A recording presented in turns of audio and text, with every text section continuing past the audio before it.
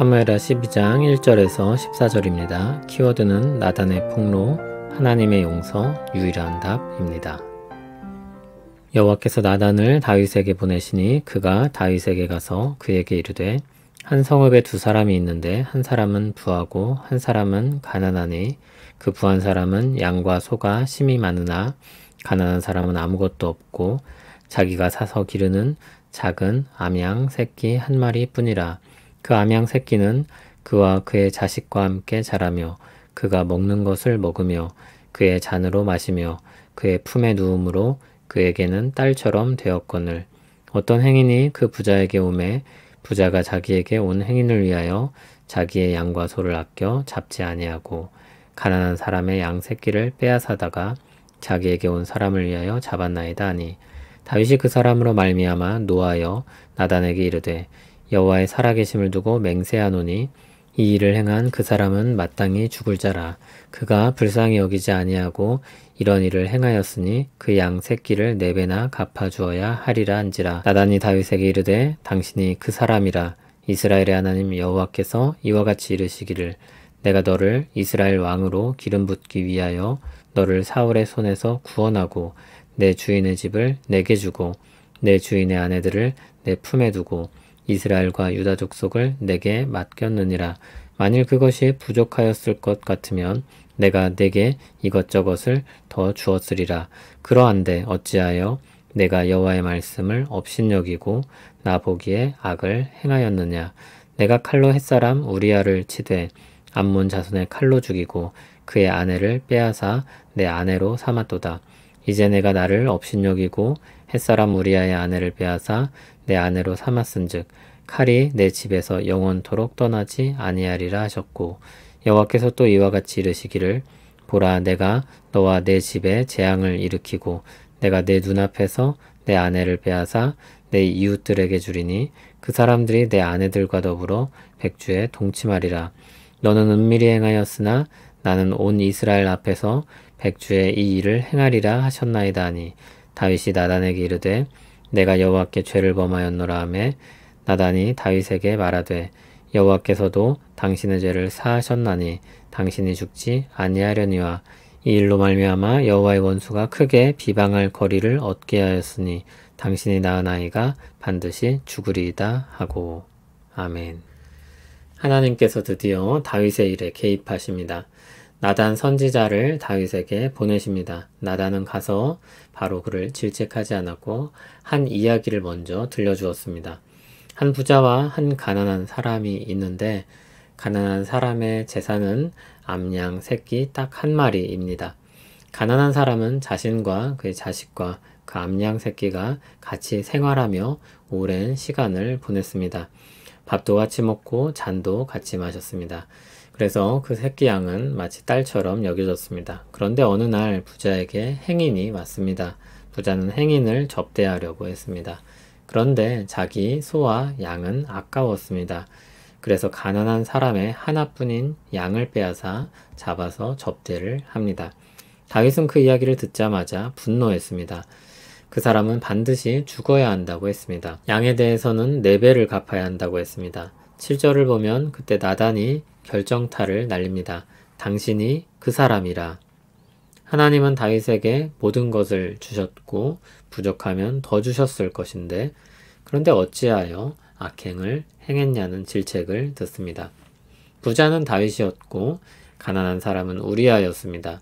우리아의 암양 새끼는 그의 아내 바세바였습니다. 모든 것을 가진 자가 하나뿐만 가진 자의 모든 것을 빼앗았습니다.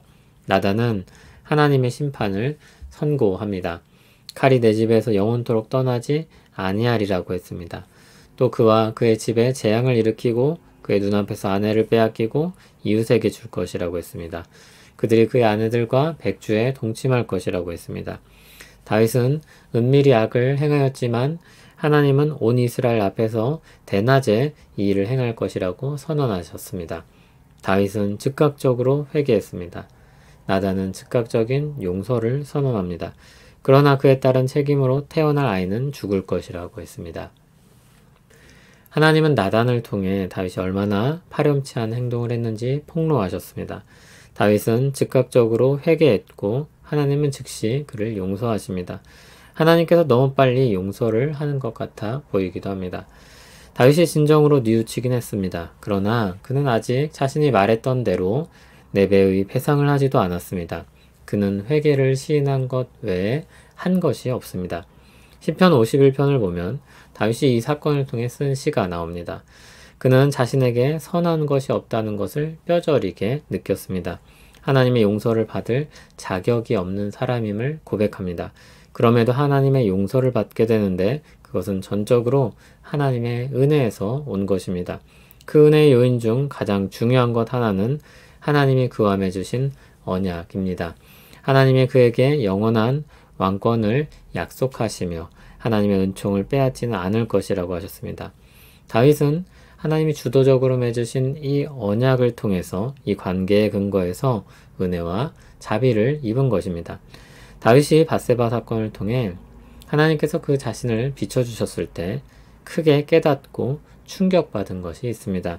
하나님의 은혜 주시지 않으면 자신은 죄악의 굴레에 빠져있는 사람이라는 것입니다. 언제든지 터질 수 있는 문제가 터지고 말았다는 것을 깨달은 것입니다. 그는 엎드려 자비를 구할 수밖에 없었습니다.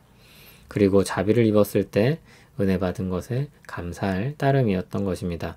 자신의 것을 주장할 것이 전혀 없었습니다. 모든 것이 하나님의 은혜였기 때문입니다. 하나님의 은혜만이 우리의 희망입니다. 우리에게 어떤 가능성이 있었다면 예수 그리스도께서 오실 필요가 없었을 것입니다. 그리스도께서 달리신 십자가 형벌로 우리가 받을 형벌이 그분께 대신 내려졌습니다. 우리에게 더 이상 그 형벌이 내려지지 않는 것입니다. 하나님의 은혜로 우리는 용서받습니다. 그리스도의 십자가가 우리 죄를 지었을 때 용서를 구할 유일한 근거입니다. 하나님이 믿는 자에게 허락해 주신 은혜입니다. 언제든지 돌아올 수 있는 길이신 그리스도를 통해 열려졌습니다. 신자는 언제나 그리스도 안에서 답을 가진 사람입니다. 하나님께로 돌아갈 길이 언제나 열려있는 사람입니다. 마치 자녀가 아무리 잘못을 해도 또 부모에게 나와 용서를 받고 사랑을 받을 수 있듯이 하나님과 우리의 관계가 그렇습니다. 그리스도를 통해 우리를 살리신 하나님이 그리스도 안에서 우리를 얼마든지 받아주실 것입니다. 그 사랑을 끊을 수 있는 것이 없습니다. 그 사랑이 허다한 허물을 덮고 우리를 살게 할 것입니다. 은혜로 시작하여 은혜로 마치게 하시는 주님, 주님의 은혜를 오늘도 바라봅니다. 주님을 사랑하나 연약하고 선을 행하고자 하나 자주 넘어지는 우리를 긍휼히 여겨주시길 소원합니다. 우리를 사랑하시는 그 사랑으로 언제나 보살펴 주시고 일으켜 주시고 인도해 주시길 간구합니다. 예수님 이름으로 기도합니다. 아멘.